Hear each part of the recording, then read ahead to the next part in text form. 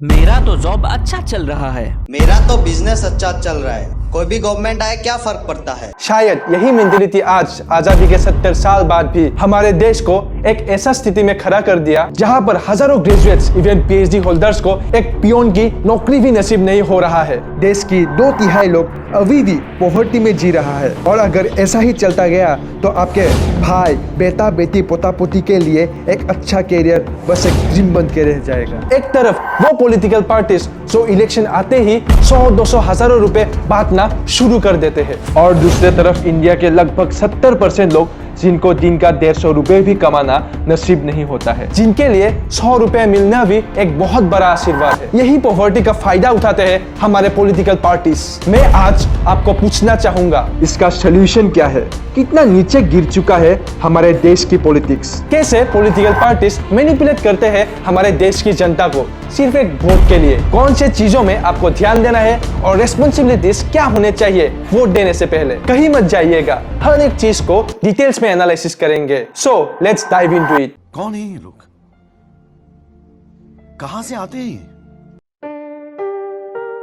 कोई भी political parties हो, उनके प्राइमरी मोटिव होते हैं बाय हुक एंड क्रूक अपने सरकार बनाना। इसीलिए हर पॉलिटिकल पार्टीज कैसे भी करके जनता के सामने अपना इमेज बचाना चाहते हैं। जनता के दिलों को जीतने का एक उपाय है अनएम्प्लॉयमेंट, पॉवर्टी जैसे देश की बुनियादी इशू को सॉल्व करना। लेकिन ये रास्ता थोड़ा कठिन है। इसके लिए चाहिए बहुत ज्यादा डेडिकेशन, मेहनत, प्लानिंग एंड लॉट मोर। इसीलिए वे फेक टेक्निक्स ढूंढते रहते हैं जनता को मैनिपुलेट करने के लिए। नेक्स्ट फ्यू मिनट्स हम लोग इन्हीं टेक्निक्स के बारे में डिस्कस करेंगे।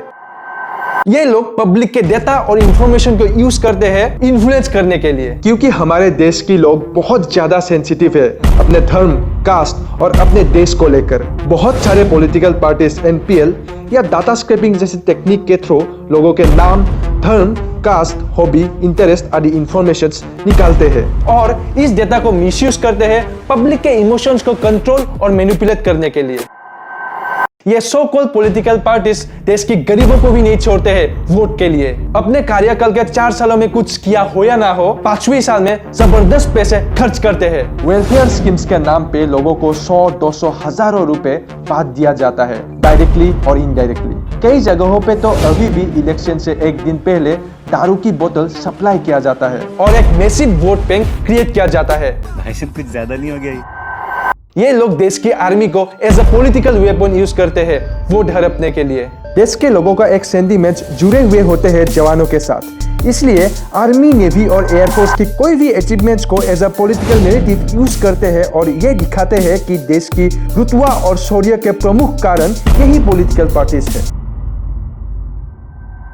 डेमोक्रेसी का एक रूल होता है, अगर देश में कोई भी प्रॉब्लम आता है तो सरकार उस प्रॉब्लम को पहले एक्सेप्ट देन सॉल्व करना पड़ता है। एटलीस्ट सॉल्व करने की कोशिश तो बिल्कुल ही करना चाहिए और अगर कोई काम नहीं हो रहा है तो इसका जवाब सिर्फ और सिर्फ करंट गवर्नमेंट को ही देना पड़ता है। ऐसा लगता है कि अब और डेमोक्रेसी का ये रूल हमारे देश में नहीं रहा। अब हमारे पार्टीज ब्लेम खेलते हैं। कोई भी काम क्यों नहीं हुआ, इसके जवाब में वो बोलते हैं कि ये काम तो पिछले गवर्नमेंट ने भी नहीं किए थे, हम लोग इसीलिए नहीं कर पा रहे हैं, ये तो पिछले गवर्नमेंट की ही गलती है। कौन? इसका सीधा मतलब वे आपके मुंह पे ये बोलना चाहते हैं कि पिछले वाले गवर्नमेंट ने तो दाल चावल ही खिलाए थे, तो अब चिकन कैसे एक्सपेक्ट कर रहे हो? अभी भी दाल चावल ही मिलेगा। इन दिनों ये ऑपोजिशन ब्लेम गेम एक ट्रम्प कार्ड बन चुका है हमारे पॉलिटिकल पार्टीज की। आपको सुन के डर लगेगा या शर्म आएगा, मुझे नहीं पता, लेकिन रियलिटी ये है कि हमारे देश के जितने भी रिप्रेजेंटेटिव्स यानी एमएलएस या एमपीस हो गए, उसमें से आधे से ज्यादा के ऊपर क्रिमिनल चार्जेस है। 2004 में 24% एमपीस के ऊपर क्रिमिनल चार्जेस थे, 2009 में ये बढ़कर 20% हो गए, 2014 में 34 और 2019 में ये आंकड़ा 43% तक इंक्रीज हो चुका है। इनमें से कई एमपीस के ऊपर डायरेक्टली मर्डर या रेप चार्जेस लगे हुए हैं। अच्छे से सर्च कर लीजिएगा तो आपको पता चलेगा कौन से ऐसे एमपीस है जो सामने मर्डर किए होंगे और लेकिन डर के मारे इनके बारे में कोई कुछ नहीं बोलता है। दूसरी ओर कुछ पॉलिटिकल पार्टीज के अपने ही गैंग होते हैं जो लोगों को डर दिखा के वोट हड़पते हैं। यही कारण है मारपीट, दंगे, गन फायरिंग जैसे अनहोनी घटनाएं इलेक्शन या उससे पहले हमें देखने को मिलते हैं।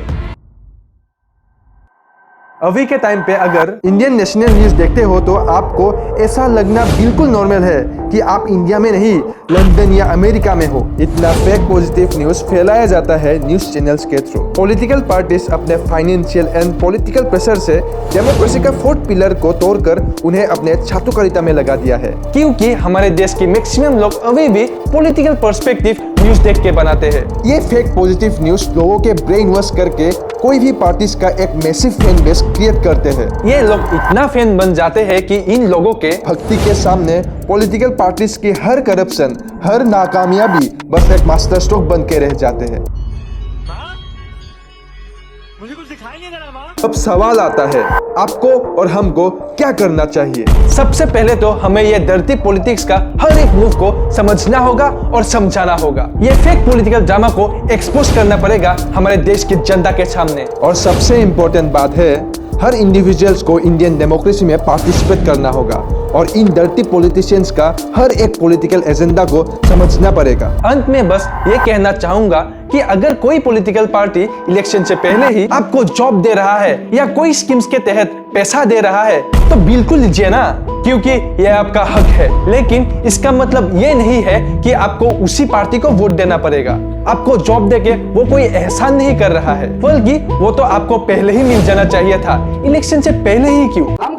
आखिर में हर एक पॉइंट को अच्छे से परखे और उन्हीं को वोट दीजिए जो लायक है और आपको सही लगता है, क्योंकि यही पॉलिटिशियंस एंड पॉलिटिकल पार्टीज आगे जाके हमारे देश को संभालेंगे।